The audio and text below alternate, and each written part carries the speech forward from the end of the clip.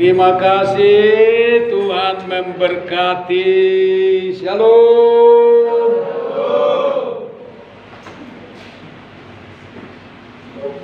Selamat hari Minggu buat kita semua.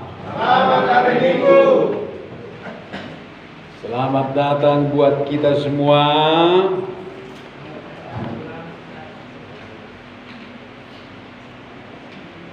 Mari kita baca firman Tuhan.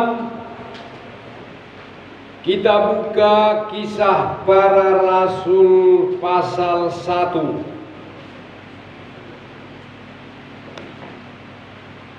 Kisah Para Rasul 1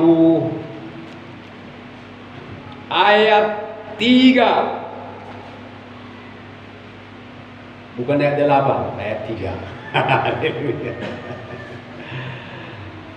Ayat 3 dulu, nanti ayat 8. Mari kita baca bersama-sama. 1, 2, 3. Kepada mereka ia menunjukkan dirinya setelah penderitaannya selesai, dan dengan banyak tanda ia membuktikan bahwa ia hidup. Sebab selama 40 hari ia berulang-ulang menampakkan diri dan berbicara kepada mereka tentang kerajaan Allah. Amin. Siapakah yang dimaksudkan di sini? Ia itu tak lain adalah Yesus. Yesuslah yang dimaksudkan ayat ini, bahwa Yesus setelah bangkit dari antara orang mati, selama 40 hari ia menunjukkan diri, berulang-ulang menampakkan diri. Sebab sangat penting bagi dia untuk menampakkan dirinya kepada murid-muridnya, untuk meneguhkan iman murid-muridnya. Karena murid-muridnya berada dalam kegelisahan, berada dalam ketakutan dan kekecewaan yang sangat hebat. Bahkan kita sudah ada banyak membaca kisah murid-murid yang pergi meninggalkan Yerusalem. Ada yang kembali lagi menjadi penjala ikan. Bahkan ada yang sudah berjanji tidak akan mau lagi percaya kepada Yesus. Itulah Thomas. Sehingga lewat dia menampakkan diri, maka semua murid-murid itu kembali ke tempatnya, kembali bersukacita, kembali bersemangat, dan kembali melayani Tuhan. Jadi di hidup ini pun kita yang hidup di dunia di zaman sekarang ini sangat perlu melihat Yesus yang bangkit. Sebab banyak persoalan-persoalan pekerjaan dan pergumulan yang kita hadapi di dunia ini yang menggerus iman kita, yang merusak semangat dan pengabdian kita kepada Tuhan. Itulah sebabnya kita setiap hari Minggu datang ke gereja. Karena di gereja kita bisa melihat Tuhan lewat ibadah, lewat mendengarkan firman Tuhan. Karena tidak mungkin lagi kita melihat Dia secara fisik, sebab Dia sudah ada di sorga. Tetapi hari ini kita bisa melihat dia lewat firman yang kita dengar. Amin. Oleh karena itu ketika kita beribadah harus serius. Jangan ada yang bermain-main. Jangan ada yang keluar masuk kamar mandi. Amat terlebih jangan ada yang bermain HP. Amin. Karena iblis akan berusaha mengalihkan perhatian kita. Jangan sampai kita menangkap sesuatu ketika kita beribadah. Iblis itu akan mencuri firman dan menaburkan lalang.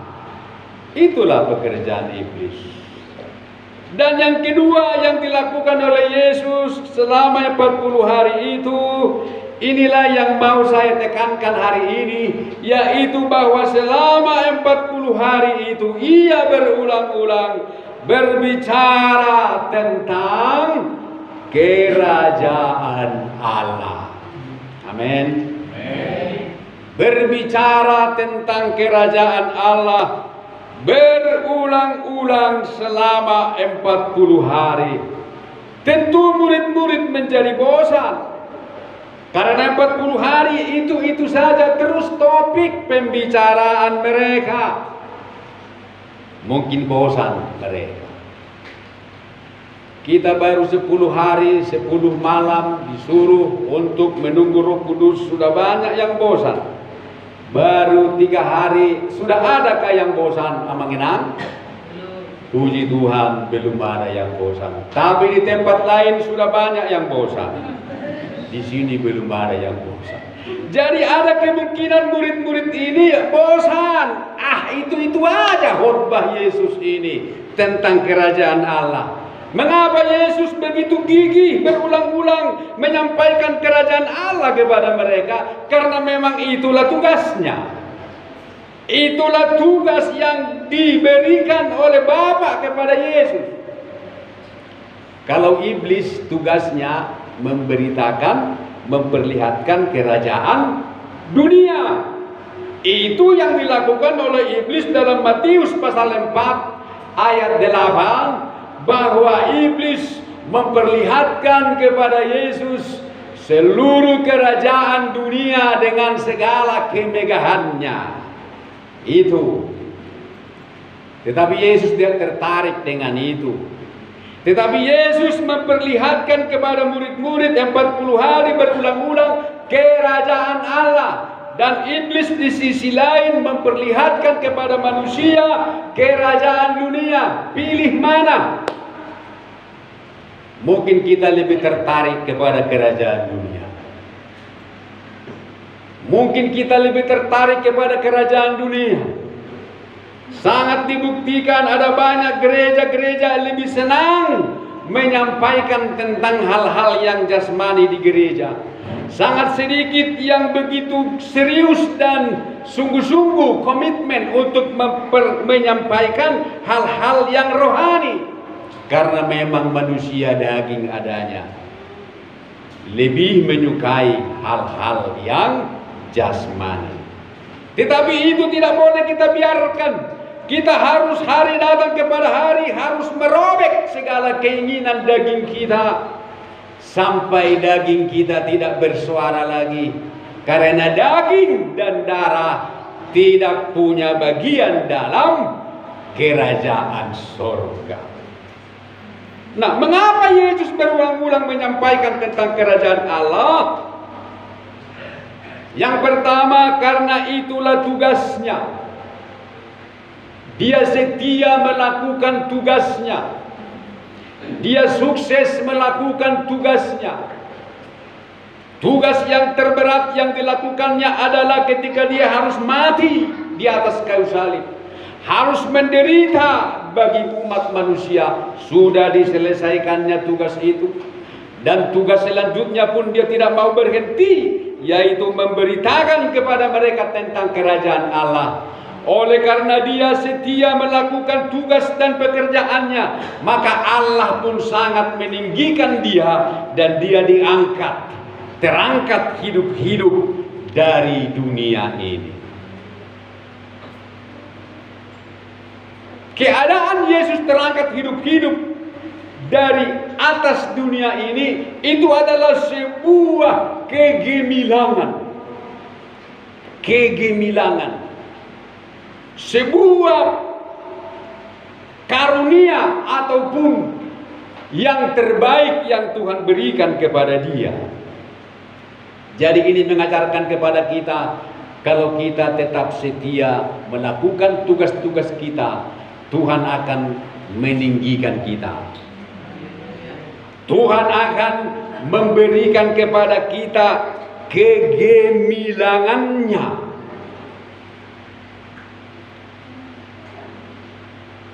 Dia telah mengalahkan dunia. Bahkan gravitasi bumi ini tidak mampu lagi menahan Yesus. Mengapa saya tidak bisa terangkat? Karena gravitasi bumi menarik sehingga benda tidak bisa terangkat. Kenapa Yesus bisa terangkat? Dia mengalahkan dunia.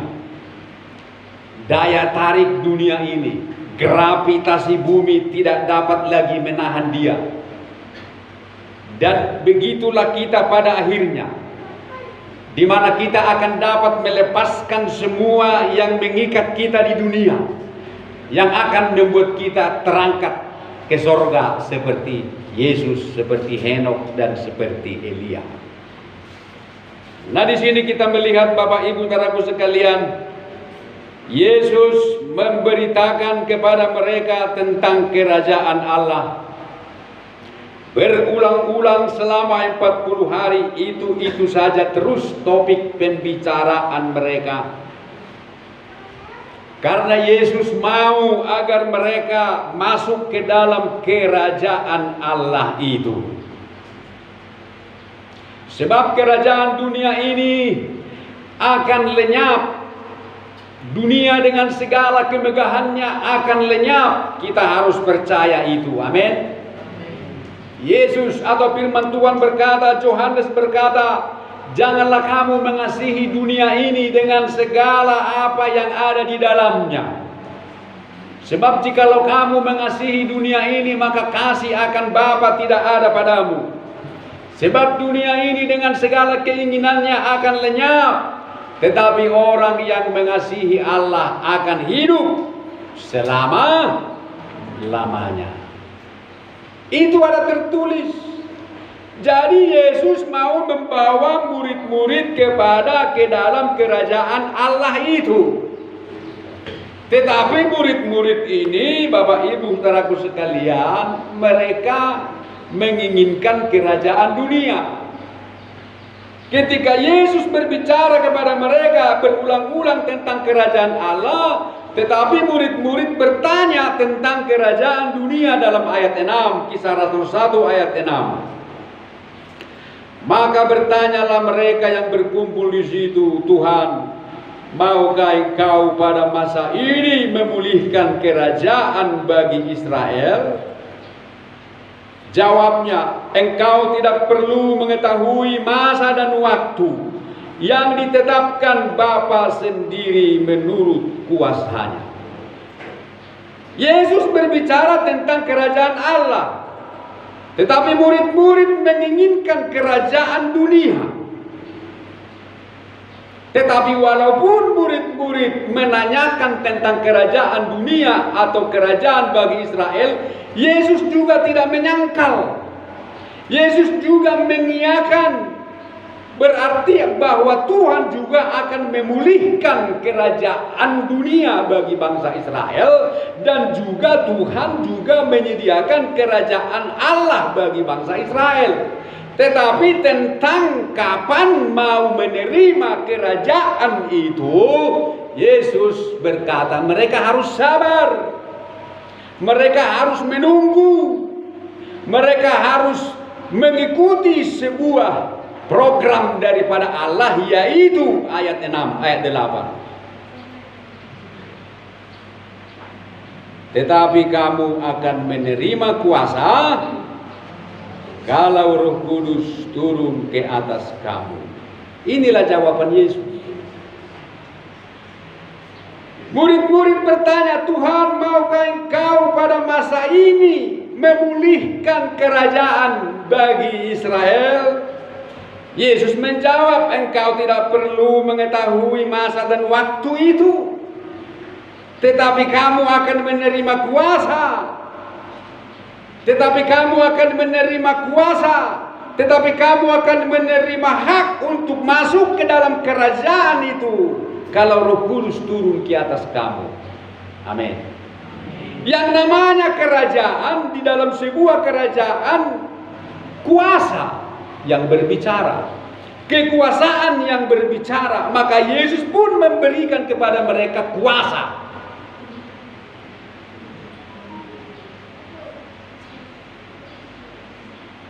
Shalom. Kamu akan menerima kuasa itu kalau Roh Kudus turun ke atas kamu. Jadi jawaban Yesus adalah sabar,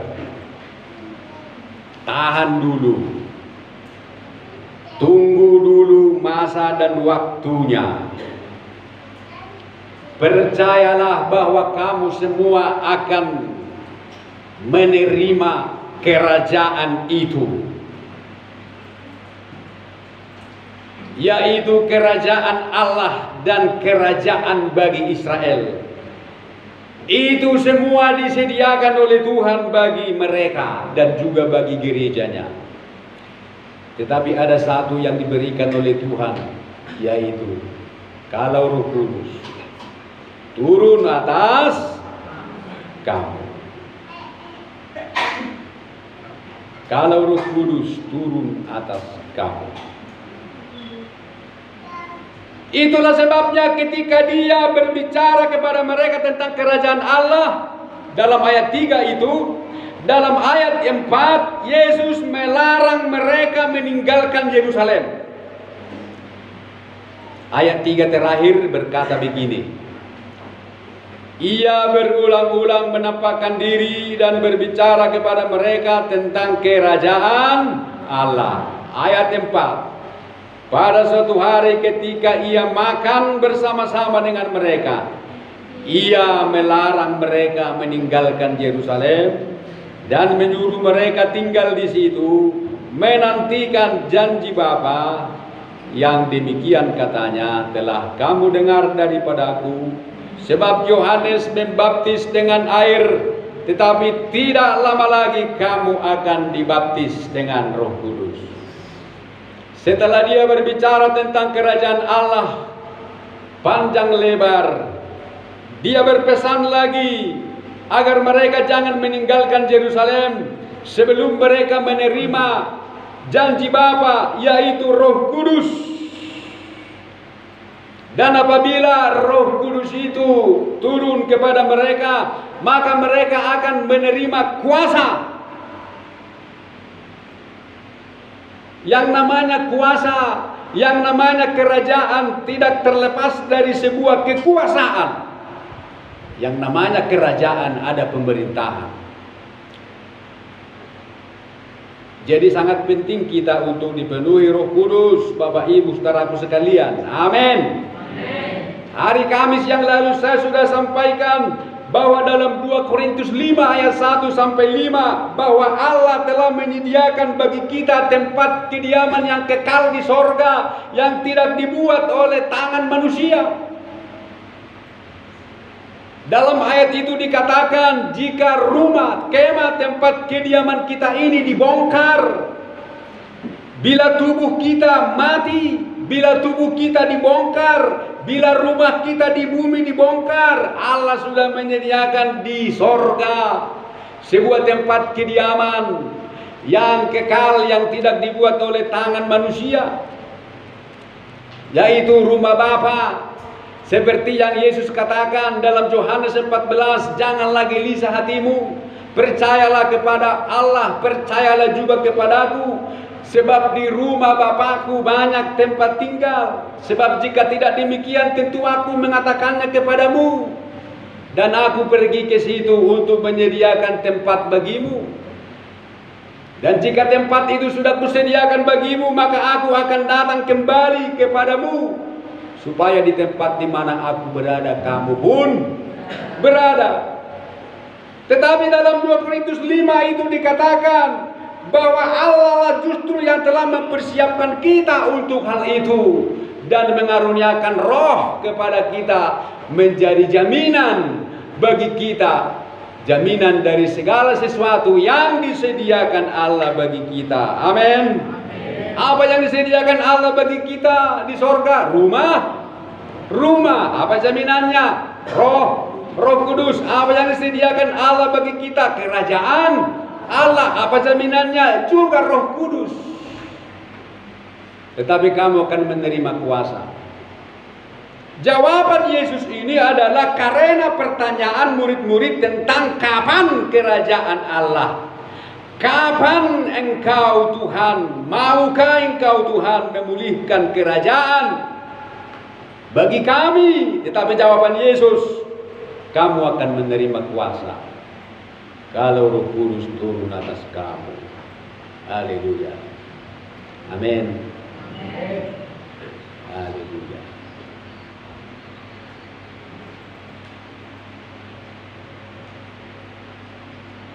Jadi Roh Kudus harus dipenuhkan kepada gerejanya sebagai meterai bagi kita, jaminan bagi kita, surat rumah kita di surga. Amin. Dan dia melarang murid-murid jangan tinggalkan Yerusalem. Jadi Tuhan melarang mereka bersaksi. Tuhan melarang mereka melayani. Sebelum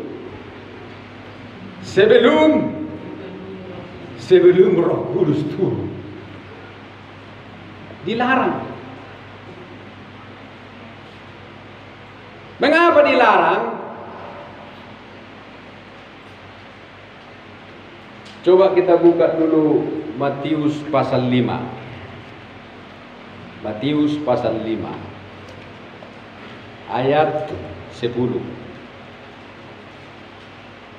Berbahagialah orang yang dianiaya oleh sebab kebenaran, karena merekalah yang mempunyai kerajaan surga. Jadi siapa yang mempunyai kerajaan surga? Yang dianiaya oleh sebab kebenaran.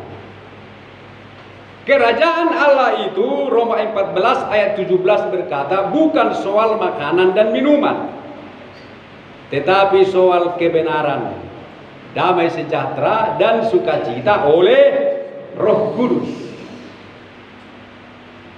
Untuk mempunyai kerajaan surga harus mengalami aniaya dan sengsara. Coba kita buka dulu Kisah Rasul 14 ayat 22. Kisah Rasul 14 ayat 22. Kisah Rasul 14 ayat 22.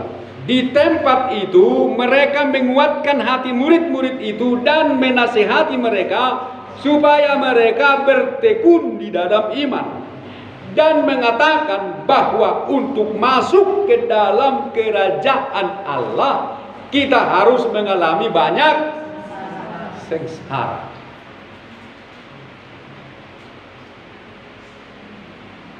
Itulah sebabnya sangat penting murid-murid dipenuhi oleh Roh Kudus, karena mereka akan menghadapi aniaya dan sengsara. Sebab kalau tidak ada Roh Kudus, maka mereka tidak akan mampu melewati aniaya dan sengsara. Kalau tidak ada Roh Kudus, maka kita tidak akan mampu setia melayani Tuhan. Itulah sebabnya harus penuh Roh Kudus dulu, barulah bisa pergi dari Yerusalem. Amin. Itu maksudnya, mengenangnya. Jadi tidak ribet. Simpelnya sebenarnya maksudnya, tapi harus berliku-liku ya. Jadi orang yang bisa empunya kerajaan sorga adalah mereka yang teraniaya karena kebenaran. Di sini kita tidak harus semua mengalami siksaan fisik, atau disiksa, dibunuh, atau dibakar hidup-hidup. Bukan. Tidak semua harus mengalami itu. Tetapi untuk dapat beribadah pun sering kita harus teraniaya. Untuk memberi korban persembahan pun kepada Tuhan kita juga bisa teraniaya. Amin. Untuk dapat berdoa pun harus juga teraniaya. Di mana tubuh kita ini tersiksa, pengennya tidur, tapi kita harus berjuang ke gereja. Untuk ikut doa 10 malam pun kita harus teraniaya. Amin. Teraniaya, maunya ya tidak usahlah doa, tidurlah maunya kan. Kita harus teraniaya. Makanya sampai Ibu Rita sudah sakit. Sebenarnya ibu itu tidak bisa lagi capek karena sudah ada sakit jantung. Kalau orang sakit jantung harus tidur jam 8. Tapi ibu itu sering tidur jam 1. Ngapain dia berdoa? Berdoanya itu dari jam 11 sampai jam 1. Ya kan, kemana sih Rika?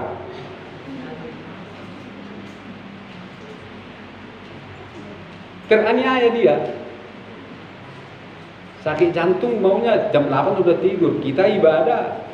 Udah jam berapa kita ibadah? Kadang kita siap jam 9. Sotaroran. Ya kan? Ya sudah begitu. Panggilannya ya taumat. Ya udah kan. Shalom. Ya begitu kan, itu pilihannya. Tuhan memberi kebebasan ya. Bisa juga kita berdoa dari jam 7 ya kan. Kita ganti jam 2, jangan sampai subuh. Kita kan harus berhikmat.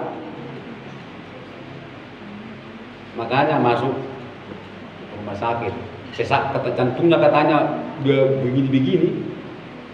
Kalau semangatnya ya begitu.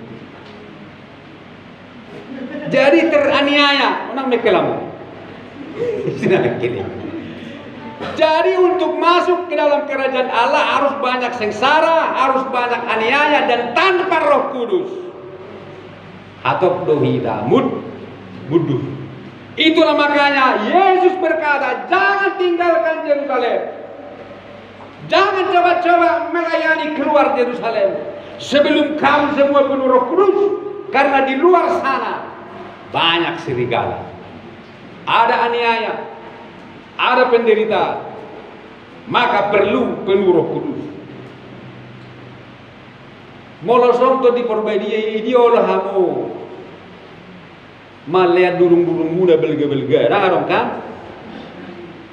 2000 terus, akar serta di perbedaan main mobile 2000.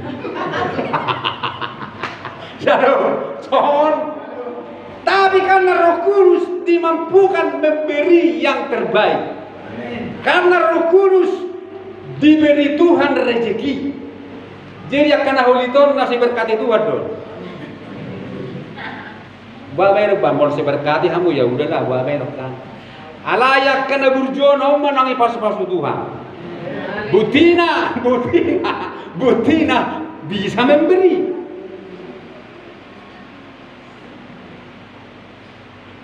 Itulah makanya kamu akan menerima kuasa.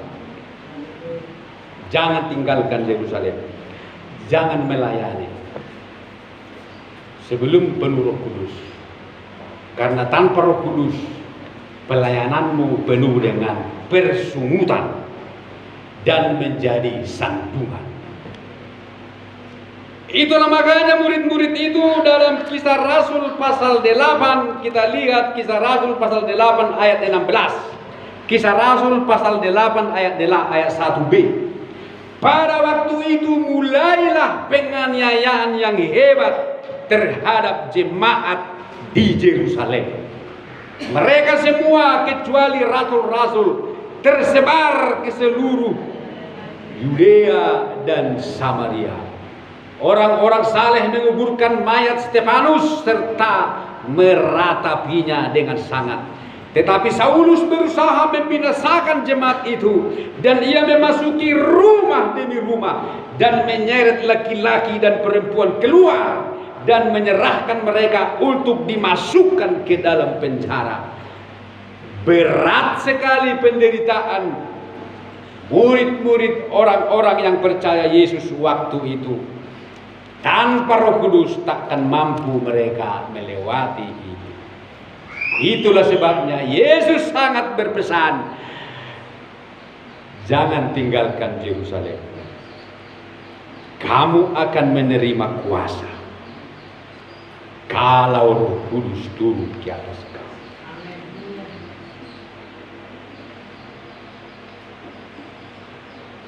Kebahagiaan orang-orang yang setia, kebahagiaan orang-orang yang setia mungkin tidak di dunia ini.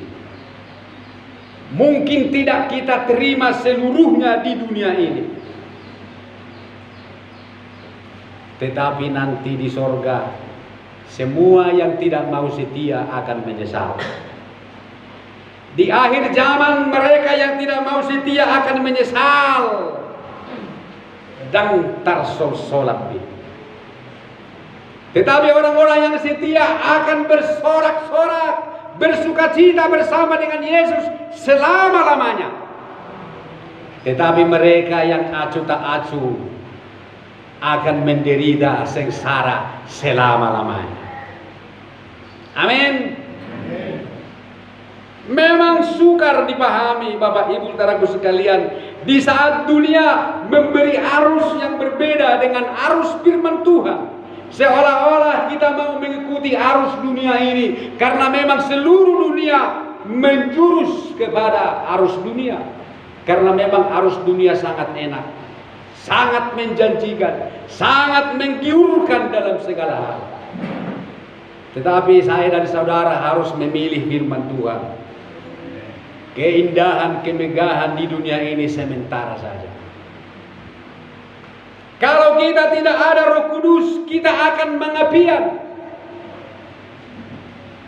Kalau kita tidak ada Roh Kudus, kita akan segera ikut dunia. Tetapi untunglah ada Roh Kudus di hati kita, membuat kita bertahan dan tidak suka lagi dengan hal-hal dunia. Karena itu Bapak Ibu saudaraku sekalian, seperti murid-murid yang sudah dipenuhi oleh Roh Kudus, maka kita pun harus dipenuhi Roh Kudus. Haleluya. Dan jangan putus asa. Penuh Roh Kudus tidak harus menggelepar, tidak harus begitu dan begini. Hanya Tuhan yang tahu. Yang penting kita mau membuka hati untuk menerima Roh Kudus itu. Amin. Dan percaya bahwa Dia memberikan Roh Kudus. Tugas kita hanya meminta. Murid-murid ini mereka selama 10 malam atau 9 malam tidak ada kegerakan apa-apa. Tetapi selama 10 malam itu mereka menyelesaikan masalah hati. Mereka menggantikan Judas Iskariot. Mereka mengampuni Petrus yang begitu menyangkal Yesus di hari ini. Mereka saling bermaaf-maafan, mereka dipulihkan. Barulah Roh Kudus turun. Amin. Kan dalam kisah itu Matias harus terpilih. Artinya ada pemulihan di antara mereka. Jadi mengapa ada orang yang tidak bisa dipenuhkan Roh Kudus?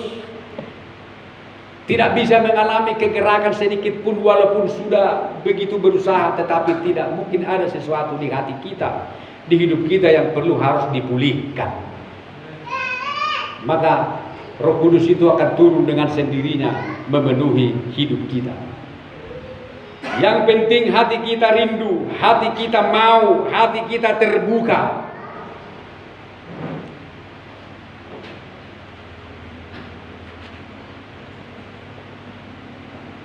Kita buka dulu Kisah Rasul pasal 9. Ini ayat terakhir. Kita berjamuan kudus hari ini. Kisah Rasul pasal 9 ayat 31. Inilah pekerjaan Roh Kudus di dalam kehidupan jemaat. Kisah Rasul 9 ayat 31. Selama beberapa waktu, jemaat di seluruh Judea, Galilea dan Samaria berada dalam keadaan damai. Jemaat itu dibangun dan hidup dalam takut akan Tuhan. Jumlahnya makin bertambah besar oleh pertolongan dan penghiburan Roh Kudus. Amin. Jadi Roh Kudus itu juga tidak hanya memberikan kepada kita berkat rohani, berkat jasmani juga dijanjikan oleh Roh Kudus yang mengasihinya. Oleh pertolongan Roh Kudus, jemaat itu bertambah banyak. Oleh pertolongan Roh Kudus juga perekonomian kita juga bisa dipulihkan oleh Roh Kudus. Amin. Sebab tidak ada yang mustahil bagi Tuhan. Mungkin usaha kita, bisnis kita, dagang kita mengalami keterpurukan. Roh Kudus mampu memulihkan. Amin. Dan kita harus minta pertolongan kepada Roh Kudus untuk di setiap bisnis kita. Jangan minta pertolongan kepada roh para dewa atau roh setan. Itu berbahaya. Jangan bermain-main dengan api. Untuk sementara waktu mungkin itu bisa memberikan janji, membuat kita bisa eksis dan mendengai. Tetapi tiba saatnya kita harus berhadapan dengan Tuhan. Oleh karena itu andalkan Roh Kudus. Dibangun oleh Roh Kudus. Dan bila Roh Kudus bekerja, tidak ada yang mustahil bagi kita. Seperti nyanyian kita, tidak ada yang mustahil bagi orang percaya oleh karena Roh Kudus yang mengurapi. Haleluya. Mari kita bangkit berdiri, kita persiapkan hati kita untuk menerima tubuh dan darah Yesus. Kita menyanyi tiada yang mustahil bagi orang percaya. Karena Roh Allah turut bekerja di antara kita. Roh Kudus hadir di sini.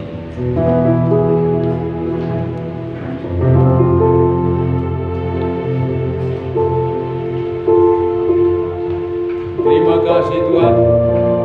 Pelayan perjamuan kudus, mari kita bagikan roti dan anggur ini.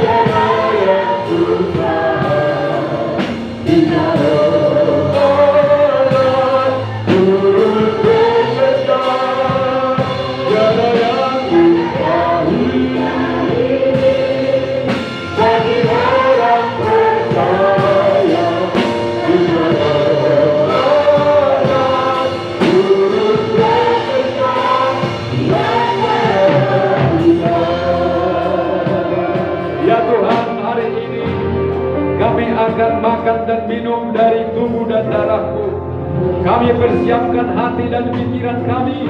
Kami persiapkan tubuh kami untuk menjadi satu dengan Engkau. Karena itu Tuhan, lawatlah seluruh kehidupan kami. Biarlah keselamatan, berkat, pemulihan yang dari-Mu mengalir kepada kami. Seperti pokok anggur yang memberikan apa yang perlu kepada ranting-rantingnya. Sebab Engkaulah pokok anggur yang benar dan kamilah carang-carang-Mu ya Tuhan. Karena itu roti dan anggur ini siap untuk dibagikan di dalam nama Tuhan Yesus Kristus. Kita akan lagi nyanyian ini sambil roti dan anggur dibagikan. Roh Kudus hadir di sini.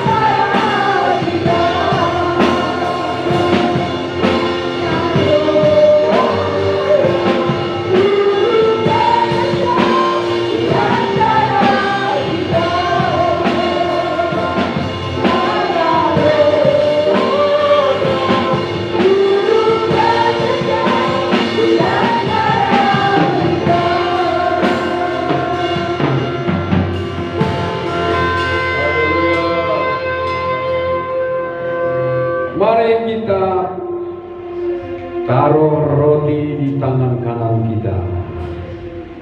Dengarkan firman Tuhan.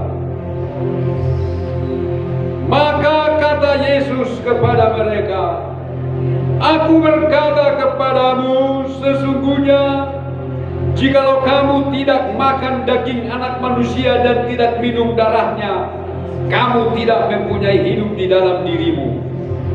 Barang siapa makan dagingku dan minum darahku, ia mempunyai hidup yang kekal, dan aku akan membangkitkan dia pada akhir zaman. Sebab dagingku adalah benar-benar makanan, dan darahku adalah benar-benar minuman. Barang siapa makan dagingku dan minum darahku, ia tinggal di dalam aku dan aku di dalam dia. Demikian juga barang siapa yang memakan aku akan hidup oleh aku.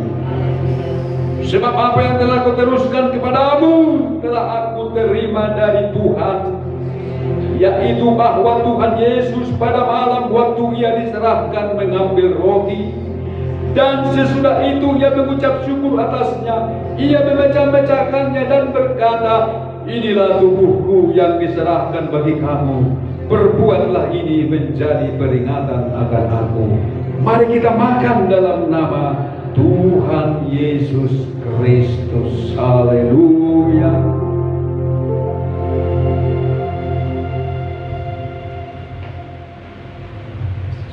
Demikian juga ia mengambil cawan sesudah makan lalu berkata, cawan ini adalah perjanjian baru yang dimeteraikan oleh darahku. Perbuatlah ini setiap kali kamu meminumnya menjadi peringatan akan aku.